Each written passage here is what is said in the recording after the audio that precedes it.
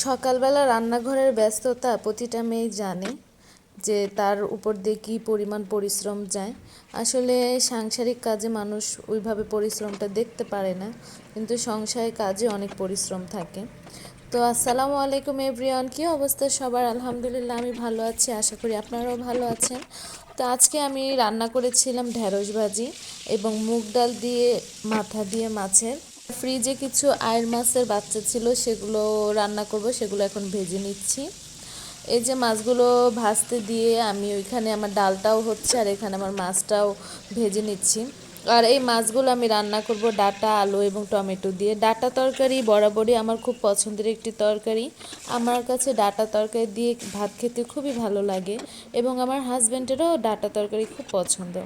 অনেকেরই কিন্তু এই সবজিটা একদমই পছন্দ না, কিন্তু আমাদের অনেক পছন্দ, তাই আমরা একটু বেশি এটা রান্না করি এবং খাই। তো এখানে আমি ডাঁটাটা সুন্দর করে কষিয়ে নিচ্ছি এবং কেতলিতে গরম পানি দিয়ে রেখেছি যথারীতি, সেটা দিয়ে দিলাম কষানো শেষ করে। এবং এখানে গত রাতের কিছু তরকারি ছিল, যেমন আমি মগজ ভুনা করেছিলাম, সেটা আসলে আমি এটা খাই না, আমার হাজব্যান্ড একা যেহেতু সে খেয়ে শেষ করতে পারিনি। তো এই যেটা আমি গরম করে সুন্দর করে ঢেলে রাখলাম এবং অনেক থালা বাসন জমে আছে বেসিনে এবং আরও থালা বাসন আছে আমার, সেগুলো এখনও বের করে নিতে হবে। আপাতত হাতের কাছে যেগুলো ছিল সেগুলো আমি ক্লিন করে নিচ্ছি এবং আমার বেসিনটাও ক্লিন করে নিব। এগুলো শেষ করে আমি আগে খাওয়া দাওয়া করব, আমার খুব ক্ষুধা পেয়ে গিয়েছে। খাওয়া দাওয়া করার পরে আমি আমার ঘর দরজা আজকে গুছিয়ে নিব।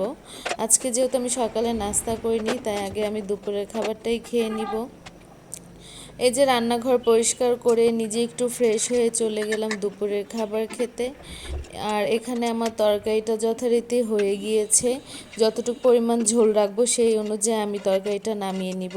এবং হ্যাঁ, শীতের দিনে ধনেপাতা না দিলে তার তরকারি স্বাদ বাড়ে না, তাই ধনেপাতাটা আমি একটু বেশি পরিমাণেই খাই। এই যে দেখুন আমার তরকারিটা কি সুন্দর কালার এসছে, আর ডাঁটা তরকারি দেখতেও এমনিতেও কালারফুল হয়। আর এই যে হচ্ছে আমার দুপুরের খাবার, দুপুরের মেনু। এই যে দেখুন যা যা রান্না করলাম এগুলো সব নিয়ে আসলাম। আর খাওয়া দাওয়া করে গোসল টোসল করে এখন আমি আমার ঘরের বিছানা চাদরটা আসলে ক্লিন করব। আর যেখানে যা ছিল কাপড় চোপড় সেগুলো আমি ভাঁজ করব।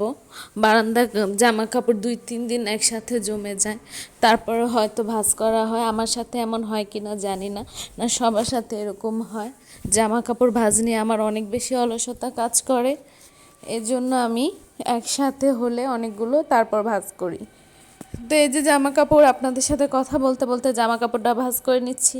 আজকে যেহেতু বৃহস্পতিবার, কালকে শুক্রবার কাজের দিনের চাপ অনেক বেশি থাকে অন্যান্য দিনের চাইতে, তাই আজকে আমি যদি একটা রুমেরও চাদর উঠিয়ে ক্লিন করে ফেলি তাহলে আমার কাজটা একটু এগিয়ে থাকবে। তাই এই বেডরুমের চাদরটা আমি উঠিয়ে নিচ্ছি এবং ক্লিন করে নিচ্ছি। আমার একটু ঠান্ডা লেগেছে, তাই কথা বলতে একটু অসুবিধা হচ্ছে।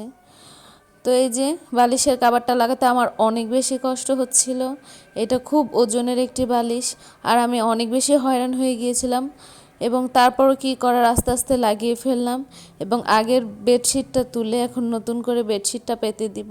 এবং আগে আমি বিছানাটা ঝেড়ে তোশকটা একটু ঠিক করে নিলাম এবং এখন আমি চাদরটা পেতে দিচ্ছি সুন্দর করে।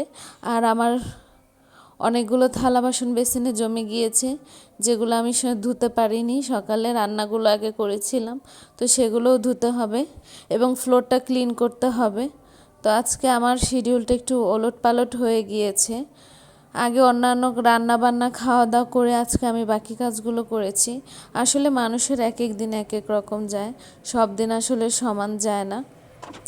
তো এই যে দেখুন কত থালা বাসন, এগুলো সব ধুয়ে ক্লিন করে তারপর আমার রাখতে হবে, আর আমার অন্যান্য কাজ প্রায় কমপ্লিট।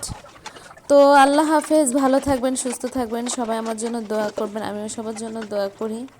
আল্লাহ তাআলা সবার মনের আশা পূরণ করুক, সবাইকে শান্তি বর্ষণ করুক, সাথে সাথে আমাকেও করুক।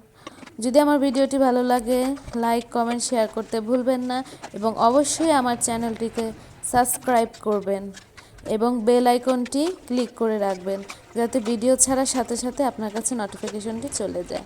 তো আল্লাহ হাফেজ।